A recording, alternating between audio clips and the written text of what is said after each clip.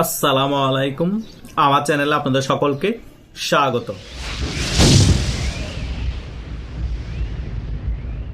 BNP 2001 থেকে 2006 পর্যন্ত ক্ষমতায় ছিল। কিছু ভুলের কারণে বিএনপি 19 বছর ক্ষমতার বাহিরে। তারা এখনো ক্ষমতার দৌড়ে এগিয়ে আছে 19 বছর পরে।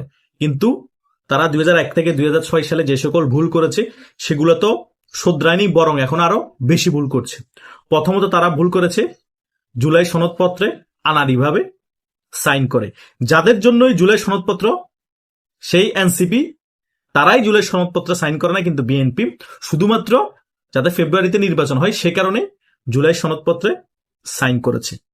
এখনো পর্যন্ত আমি আপনাদেরকে 100% শিওর দিয়ে বলতে পারছি না যে ফেব্রুয়ারিতে নির্বাচন হবে। এখন হয়তোবা অনেকে বলতে পারে নির্বাচনী আমেজ শুরু হয়ে গিয়েছে, সকল জায়গায় প্রচার প্রচারণা করছে জামাত, এনসিপি, বিএনপি। আরে ভাই, এগুলা ফর্মালিটির জন্য করতেই পারে। যতদিন পর্যন্ত বাংলাদেশে তারেক জিয়া আসছে না, আমি দেখছি না, ততদিন পর্যন্ত আমি বলতে পারবো না 100% ফেব্রুয়ারিতে নির্বাচন হবে। যেদিন তারেক জিয়া বাংলাদেশে চলে আসবে, তাহলে আমি তার কিছু মাস পরে 100% ধরে নিব বাংলাদেশে নির্বাচন হচ্ছে। আজ যদি তারেক জিয়া বাংলাদেশে এবারও আসতে না পারে, তাহলে বিএনপি আরেক দফা দৌড় খাওয়ার জন্য রেডি হতে হবে। কারণ জামাত ইসলামী উপর দিয়ে প্রচার প্রচারণা চালালো নির্বাচনের জন্য, ভিতরগতভাবে নির্বাচন আটকানোর জন্য যা খেলার সকল কিছু জামাত ইসলামী খেলবে, এবং সম্পূর্ণরূপে সেটাতে সমর্থন দিবে ডক্টর ইউনূস।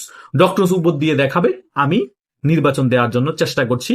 তফসিল ঘোষণা হয়ে যাবে ডিসেম্বরের 15 তারিখে, এবং ফেব্রুয়ারিতে নির্বাচন আমি দিয়ে দিব। কারণ ডক্টর ইউনূস তো সেফ এক্সিট লাগবে। ডক্টর ইউনূস যদি এখন ডাইরেক্টলি ভাবে বুঝায় যে আমি নির্বাচন দিব না, আমি নির্বাচন দিতেও চাই না, তাহলে যদি কোনো রকমে চাপ দিয়ে ডক্টর ইউনূসকে নির্বাচনে রাজি করিয়ে ফেলে বা নির্বাচন হয়ে যায়, তখন আর ডক্টর ইউনূস বিএনপি থেকে সেফ এক্সিট নাও পেতে পারে যদি বিএনপি ক্ষমতায় চলে আসে। এই কারণে ডক্টর ইউনূস উপর দিয়ে ভালো থাকতেছে। আমার কেন সন্দেহ বেশি হচ্ছে, কারণ তফসিল ঘোষণার আর 1 মাসও নাই। এই দিক দিয়ে আলী রিয়াজকে, সংবিধান বাবাকে বাংলাদেশে ডেকে নিয়ে এসে আবার উপদেষ্টার পদমর্যাদা দিচ্ছে, এবং তাকে আবার বিশেষ সহকারী করছে ডক্টর ইউনূস। নির্বাচনের নাই কয়েক মাস, তফসিল ঘোষণার নাই 1 মাস, হঠাৎ করে আবার আরেকজনকে উপদেষ্টা পদমর্যাদা দেওয়ার কারণ কি, বিশেষ সহকারী করার কারণ কি? এবং 13 দিনের মধ্যেই 30 বছরের জন্য চুক্তি করে ফেলেছে বাংলাদেশের বন্দরগুলা। অন্তর্বর্তীকালীন সরকারের কি এই ক্ষমতা আছে? কোন যুক্তিতে তিনি বন্দরের চুক্তি করে ফেলেন? উনি নির্বাচন দিয়ে চলে যেতে যাচ্ছেন, উনি তফসিল ঘোষণা হবে ডিসেম্বর 15 তারিখে, তাহলে এত চুক্তি, আরেকজনকে সংবিধান বাবাকে বিদেশ থেকে আবার নিয়ে এসে উপদেষ্টা পদমর্যাদা দেওয়া, আরো বিভিন্ন ধরনের চুক্তি করার জন্য বসে আছে, এগুলো কি নির্বাচনের কোন লক্ষণ মনে হয়? যতই প্রচার হোক, যতই সংবাদ মাধ্যমে নির্বাচন নিয়ে আলোচনা হোক, আমার তো মনে হয় না। আমি ততক্ষণ পর্যন্ত মনে করবো না, আপনাদেরকে তো বলেছি, যতক্ষণ পর্যন্ত তারেক জিয়া বাংলাদেশে আসবে না। তারেক জিয়া চলে এসেছে, আমি মনে করবো যে নির্বাচন হচ্ছে 100%, আর কোনো সন্দেহ নাই বাংলাদেশে রাজনীতির মধ্যে। সে কারণে আমি সবসময় বলি যে কোনো সময় একটি ভূমিকম্প আসতে চলেছে।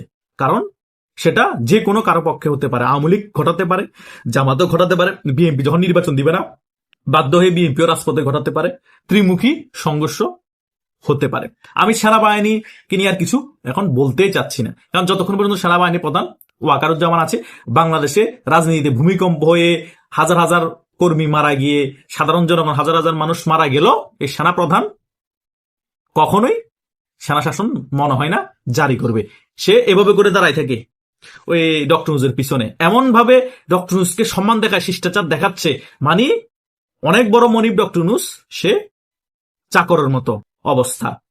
তাকে দিয়ে আমার মনে হয় না বাংলাদেশে কোনো কিছু হবে। সে শুধু ডায়লগই মারতে পারবে, আমি আপনাদের দায়িত্ব নিলাম, এই করলাম সেই করলাম, ঘুরে ফিরে ওই ডক্টর ইউনূসের চেলা। ডক্টর ইউনূস যা বলবে তাই করবে। তাই যা করার বাংলাদেশের জনগণকে নিয়ে আওয়ামী লীগ রাজপথে নেমেই করতে হবে। তা না হলে জামাত টেকনিক্যালি ভাবে নির্বাচন না দিয়ে ডক্টর ইউনূসকে বসিয়ে রেখে যতদিন পর্যন্ত ক্ষমতার মজা নিতে পারে ততদিন পর্যন্ত ক্ষমতার মজা নিবে। আর না হলে যদি বিএনপি বাধ্য করতে পারে প্রেশার ক্রিয়েট করে পাতানো নির্বাচন দেওয়ার জন্য ফেব্রুয়ারিতে, তাহলে তারেক জিয়া যদি আসে ফেব্রুয়ারির আগে, নির্বাচন ফেব্রুয়ারিতে হয়ে যাবে। কিন্তু হয়ে যাওয়ার পরেও আমার ব্যক্তিগত মতে বিএনপি জোর করে ক্ষমতায় থাকতে চাইলেও বেশি বছর ক্ষমতায় থাকতে পারবে না।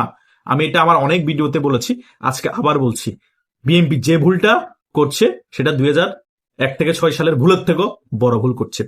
এবার তো 19 বছর ক্ষমতার বাইরে ছিল বিএনপি।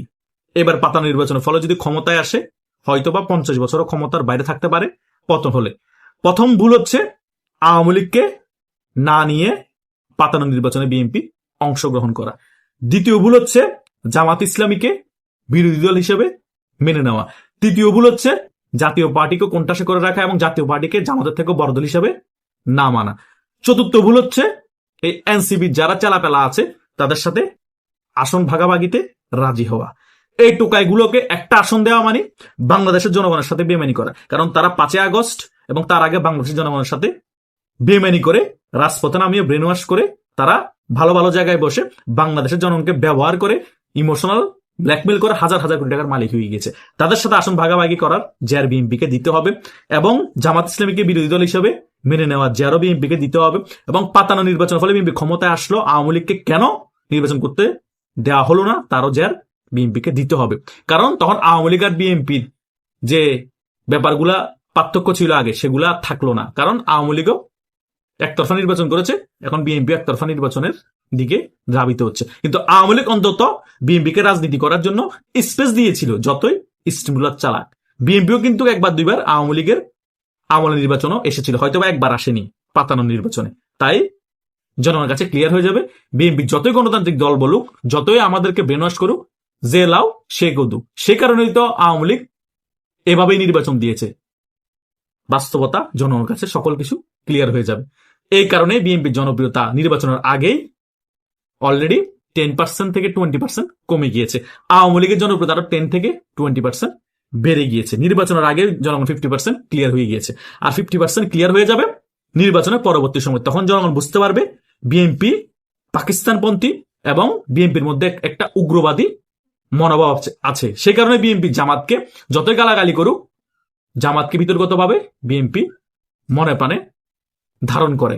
তা না হলে জামাতকে বিরোধী দল কেন বানাচ্ছে? জাতীয় পার্টি থাকতে। জাতীয় পার্টি ধরে নিলাম আওয়ামী লীগের দোষ, তারপরে তো জাতীয় পার্টি জামাত থেকে মন্দের ভালো, তাই নয় কি? তাই জাতীয় পার্টি এমন কোন কেলিবান নাই সারা বাংলাদেশের মধ্যে যে বিএনপির সাথে চোখে চোখ রেখে কথা বলবে যা জামাত করতেছে।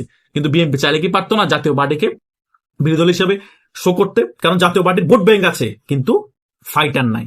সেটাও কিন্তু বিএনপি করা নাই, ভয়ে চিন্তা করছে জাতীয় পার্টির মাধ্যমে আওয়ামী লীগ হয়তো ফিরে আসতে পারে। এই ভয় বিএনপিকে শেষ করে দিচ্ছে। বিএনপি সাংগঠনিকভাবে দুর্বল হয়ে গিয়েছে এই ভয়ের কারণে। জামাতকে কোলের মধ্যে বসিয়ে বিএনপির অধঃপতন, সাংগঠনিক সকল দক্ষতা শেষ করে দিয়েছে এই জামাত। সে কারণে জামাত চুনুপুটির দল হলো, বিএনপিকে 2 আনার পাত্তা দেয় না। কারণ বিএনপির দুর্বলতা, যা ল্যাকিংস আছে সকল কিছু জামাত এখন ভালো করেই জানে। আর বিএনপির সব থেকে খারাপ দিক হচ্ছে বিএনপি 2 নৌকায় পা রাখতে চায়।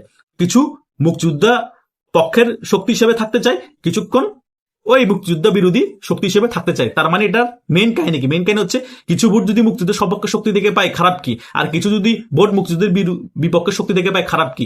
সেই মনোভাবের কারণে বিএনপি আরো পচে যাচ্ছে।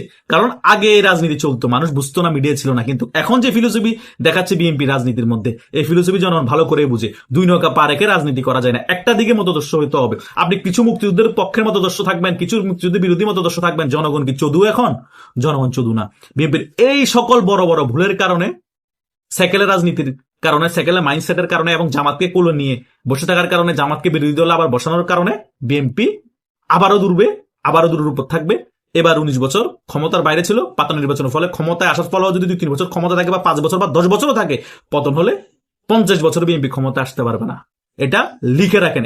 এইরকম পরিস্থিতি হবে, এইরকম বাংলাদেশের পরিস্থিতি হতে যাচ্ছে। আশা করছি সকল বিষয় বুঝতে পেরেছেন। আপনাদের যদি কোনো মতামত থাকে কমেন্ট করে আপনারা জানাতে পারেন। ধন্যবাদ সকলকে।